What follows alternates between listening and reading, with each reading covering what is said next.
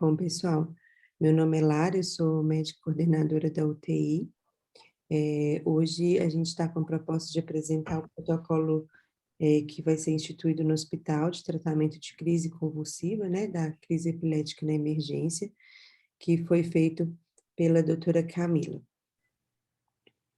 E aí eu queria só passar para vocês que esse protocolo, todas as medicações preconizadas na emergência e mais comuns de uso no hospital, elas já estão disponíveis e padronizadas na nossa farmácia. Bom dia, meu nome é Camila, sou médica neurologista. Eu trabalho atualmente na UTI, né, do Hospital Bom Jesus, e hoje a gente vai falar um pouco do protocolo, né, de tratamento da crise epilética do paciente na emergência.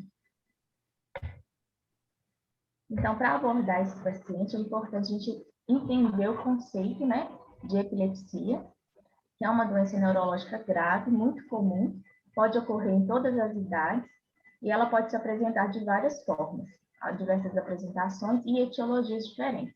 E definir a apresentação e a etiologia dessas crises é o que vai definir a nossa abordagem e conduta nesses pacientes. Esse protocolo, então, vai direcionar a gente a reconhecer esse tipo de crise no paciente na emergência e no paciente crítico. Como a gente vai abordar e como que a gente vai tratar esse paciente. Então, algumas definições para a gente fazer, para a gente saber essa conduta, é importante ter em mente o conceito de cada definição. O que seria uma crise epilética? Que seria atividade neuronal anormal e excessiva, associada a disfunções sensoriais, motoras ou autonômicas. As convulsões se classificam como manifestações motoras da crise epilética. Também há as convulsões não motoras, que seriam as crises de ausência, que também representam uma emergência, né, neurológica. As crises provocadas, que são aquelas crises que o paciente não apresenta um fator neurológico agudo, e essas crises são decorrentes de disfunções de eletrólitos, pode ser uma febre, como ocorre na infância, as disfunções de glicemia, a hipoglicemia ou a hiperglicemia, a uremia, sepse, as síndromes de abstinência alcoólica, muito comum na emergência, e os casos de intoxicações, sejam por drogas ilícitas, né, a cocaína, e também por medicações psiquiátricas, que é muito comum o lítio. As crises sintomáticas agudas, que seriam decorrentes de uma lesão neurológica, aquela lesão que ocorre até 7 dias do evento, né? Um paciente pode ter um AVC, seja ele isquêmico ou hemorrágico, ou uma infecção do sistema nervoso central. E a crise sintomática remota, que é uma lesão cerebral antiga. Isso ocorre no paciente que teve uma lesão há 7 dias, e ele ocorre uma crise convulsiva após esses 7 dias. As crises primárias, que é aquelas crises que a gente não consegue identificar um fator desencadeante, que é muito comum na infância e na adolescência. No adulto, essas crises são raras. E reconhecer se esse paciente que chega na emergência ainda está no período ictal, que é no momento da crise, ou no período pós-ictal, né, que é aquele paciente que chega já cessou a crise, ele está numa fase de sonolência ou confusão mental, que é o mais comum chegar na emergência, ou se esse paciente ainda está em crise e não consegue recobrar a consciência, que seria esse caso de estado de mal epilético, que são aquelas crises superiores a 5 minutos ou crises reentrantes sem recuperação do estado mental. Então, saber essas definições e o período que se encontra o paciente vai ser importante para abordar e reduzir a morbidade desses pacientes na emergência. Quanto à classificação da crise, a gente considera que temos 4 grupos. As crises focais, que é limitadas a um hemisfério cerebral, elas podem se tornar generalizadas e são classificadas como perceptivas, quando a consciência do paciente está preservada, né? Esse paciente está lúcido. Então, apesar do a gente deve instituir o tratamento, mas não de forma emergente, né? Assim, não precisa ter desespero para abordar esse tipo de paciente, é mais tranquilo. Ou desperceptiva, aquele paciente está com nível de consciência alterado, ele não contactua. As crises generalizadas se originam em algum ponto da rede neuronal e rapidamente envolvem outras redes neuronais, né? Que é o mais comum, são as tônico-clônicas generalizadas. As crises de início desconhecido e algumas crises não classificáveis. Aqui é só para ilustrar, né, que nós temos 4 tipos de crise e várias etiologias.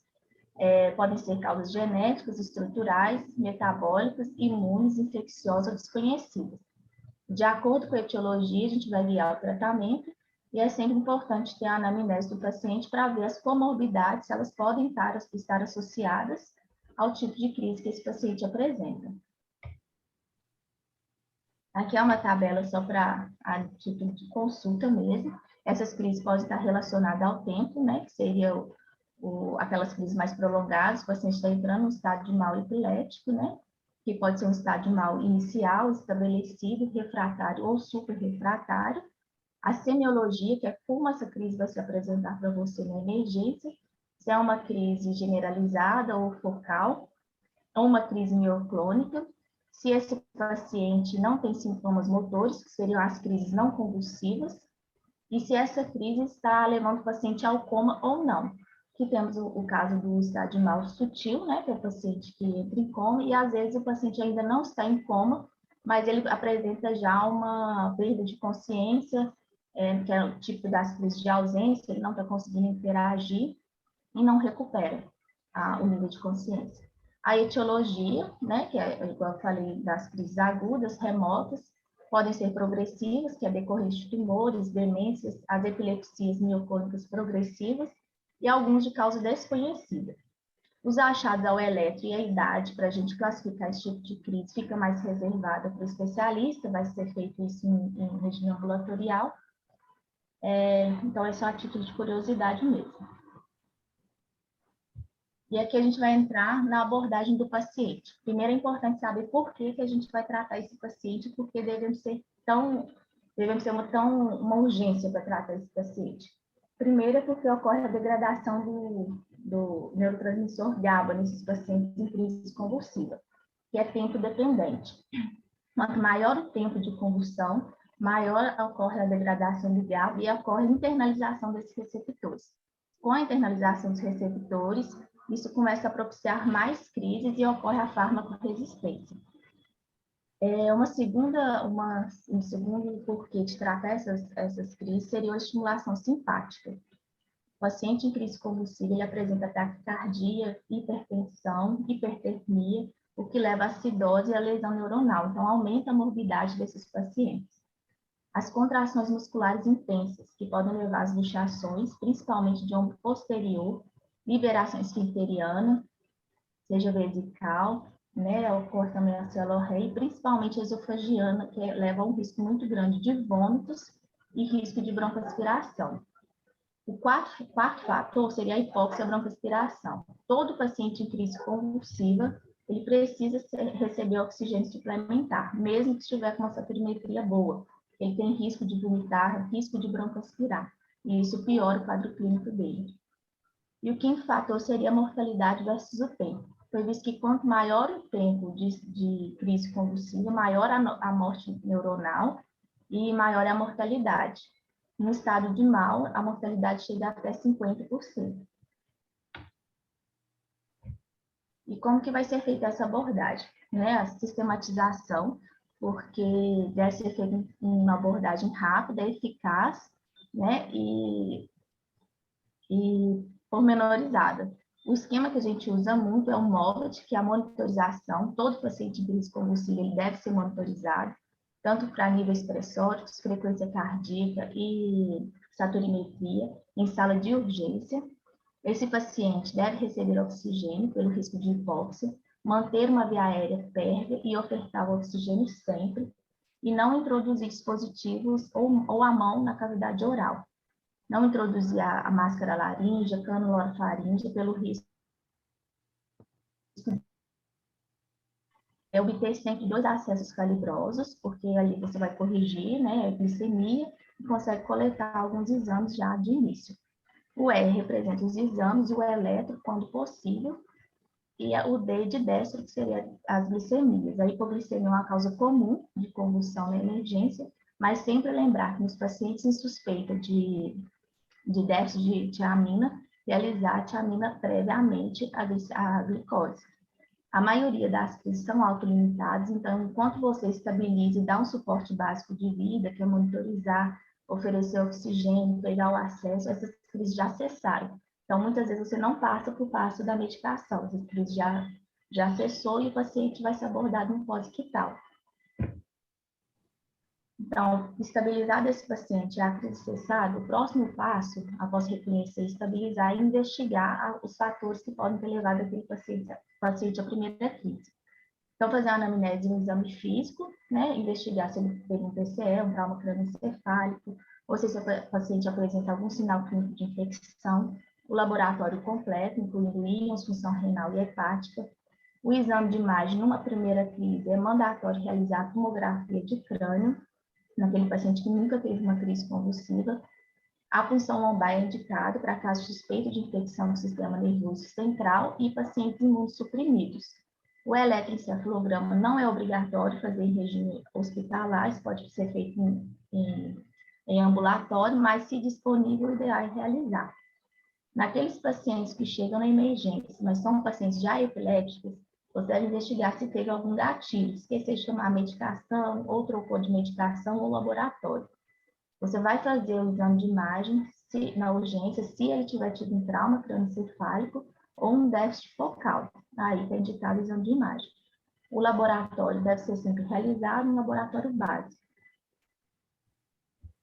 E quando esse paciente, apesar das medidas de suporte, ele ainda permanece em crise ou recorre, a gente parte para o tratamento medicamentoso. A primeira linha de tratamento, né, para essas crises convulsivas na emergência seria os benzodiazepínicos. O diazepam e o midazolam são bem disponíveis, né, no pronto-socorro. O lorazepam é muito utilizado em outros países, mas não temos disponível, né? Então, a gente pode realizar o diazepam, uma ampola, 10 miligramas, podendo repetir após 5 minutos e, se necessário, repetir, sempre solicitar a avaliação do especialista. Essa dose pode ser repetida 2 vezes, até uma dose total de 30 miligramas endovenoso. Caso esse paciente chegue e a gente não tenha conseguido um acesso venoso, a gente não atrasa, né, a medicação, pode ser realizado midazolam IM intramuscular. A gente tem ampolas de 15 miligramas em 3 ml, e normalmente a gente realiza de 1 a 3 ml, que é de 5 a 10, mas uma dose geral, a gente faz sempre 2 ml, que é 10 miligramas, sem repetir a dose. Isso sempre que estiver a ausência do acesso venoso. Uma alternativa a ser realizada, mas pouco utilizada, é o diazepam retal, que pode ser feito de 0,2 a 0,5 miligramas por quilo, no máximo de 20 miligramas, que é diferente da dose venosa. Quando esse paciente recorre das crises, mas desde que ele tenha recobrado o nível de consciência, mas apresentado nova crise, está indicado iniciar a segunda linha, né, de medicações, que seriam os anticonvulsivantes endovenosos. Que a gente tem disponível a fenitoína, né, endovenosa, que deve ser realizada na dose de 20 miligramas por quilo, sempre diluído em soro fisiológico, não diluído em soro glicosado, com infusão de até 50 miligramas por minuto, que dá aí uma média de 30 minutos. Se idosos ou cardiopatas, essa dose deve ser reduzida pela metade, lembrando dos efeitos colaterais, que é a bradicardia e a hipotensão. Se necessário, se esse paciente recorrer com a crise, pode ser feito, repetir uma dosagem de 10 miligramas por quilo, sempre respeitando o tempo de infusão, e uma manutenção de 100 miligramas, né, de 8 em 8 horas da fenitoína endovenosa. Então, os eventos adversos mais comuns seriam a bradicardia e a hipotensão, por isso esses pacientes devem estar sempre monitorizados, principalmente se idoso ou cardiopata.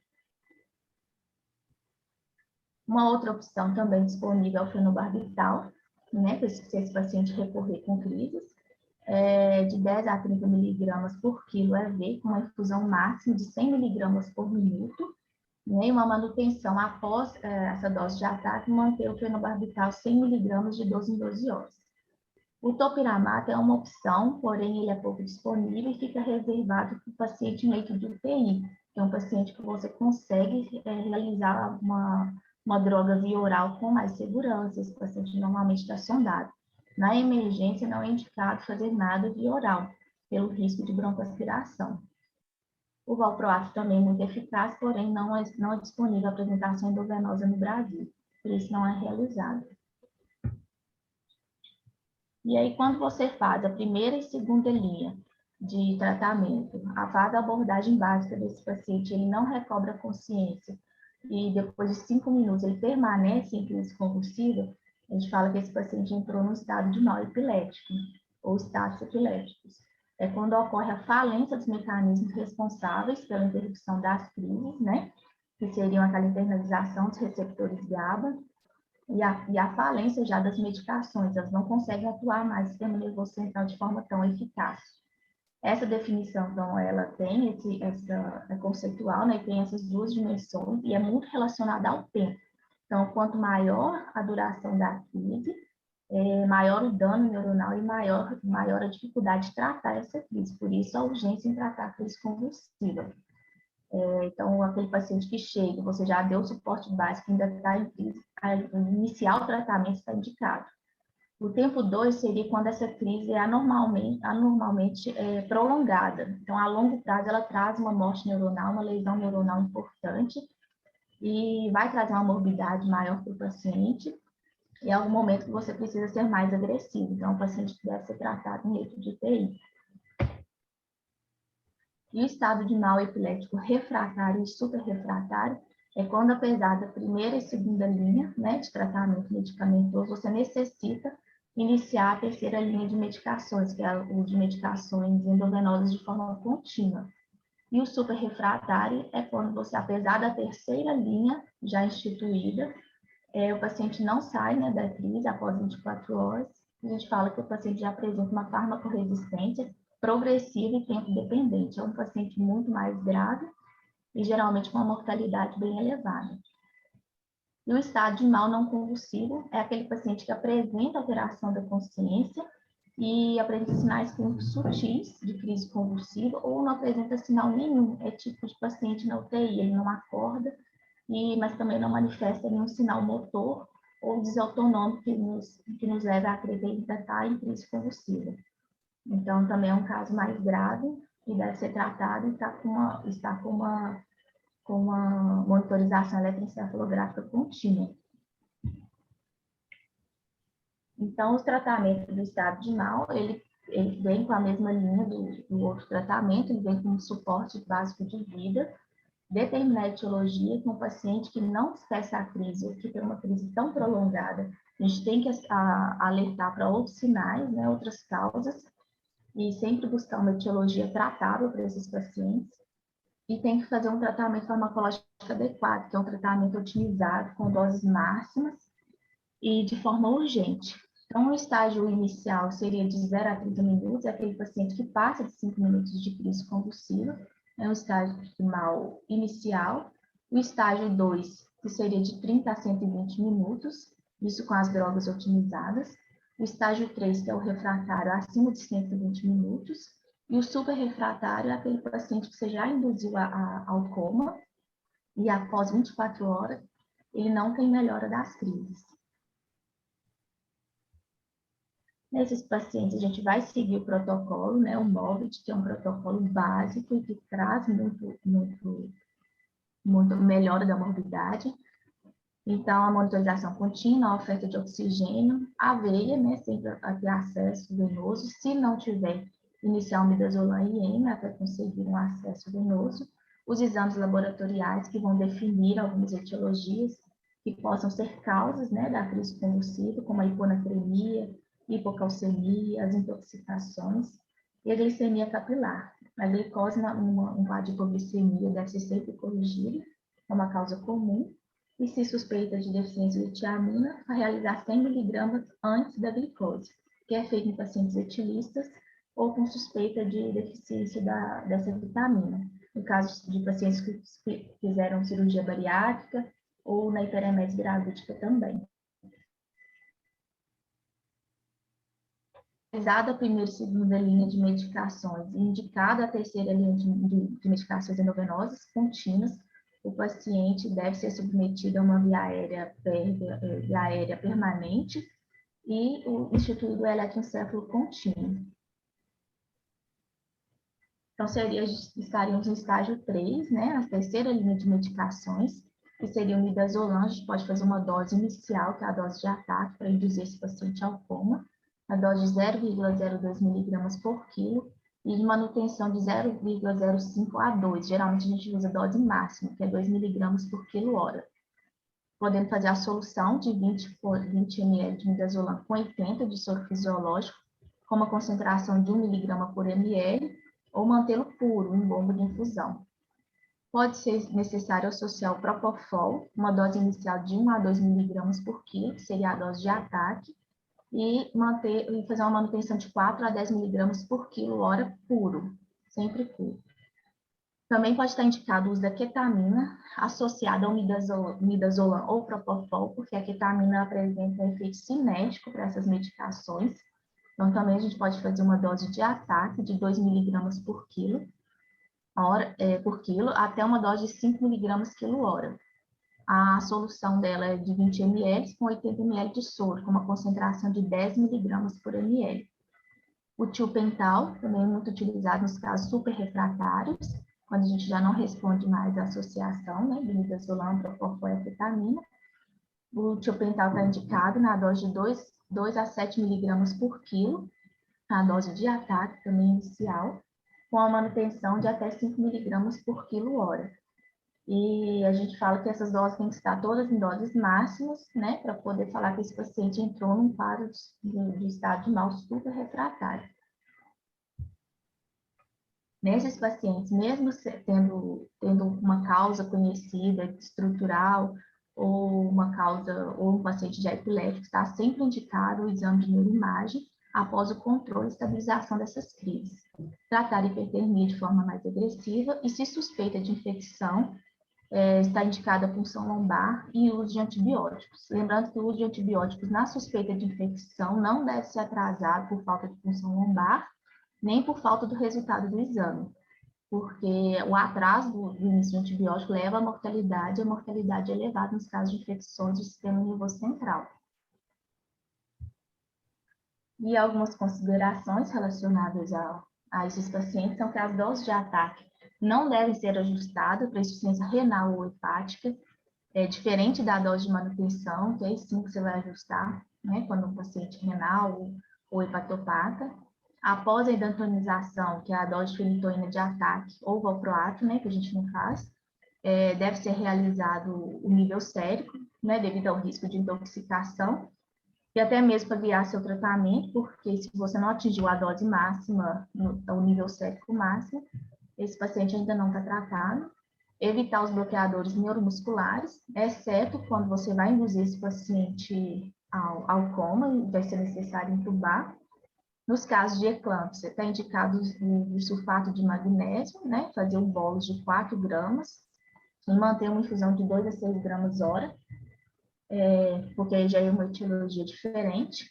E a suspensão de infusão contínua das drogas anticonvulsivantes deve ser considerada após o controle clínica e eletroencefalográfica por pelo menos 24 horas. Aí você pode começar o desmame dessas drogas. Lembrando que a interrupção também abrupta pode levar a precipitar a crise devido à alteração dos receptores neuronais. Nos casos superrefratários, sempre a gente considera outras opções terapêuticas, mas isso aí deve ficar reservado para o especialista. Seriam as imunoterapias, com pulsoterapia, imunoglobulina ou plasmaférese. E aí esse tratamento vai ser individualizado e vai ser investigado de forma mais profunda, como a ressonância magnética, mas fica reservado sempre para o especialista. Essas são minhas referências bibliográficas. Obrigada. Bom, queria agradecer, né, a Camila pela disponibilidade, por ter feito esse protocolo, e convidar a todos, né, esse protocolo ele já está na rede do hospital, disponível para consulta, e que a gente consiga melhorar, né, o nosso atendimento na crise convulsiva no Hospital Bom Jesus.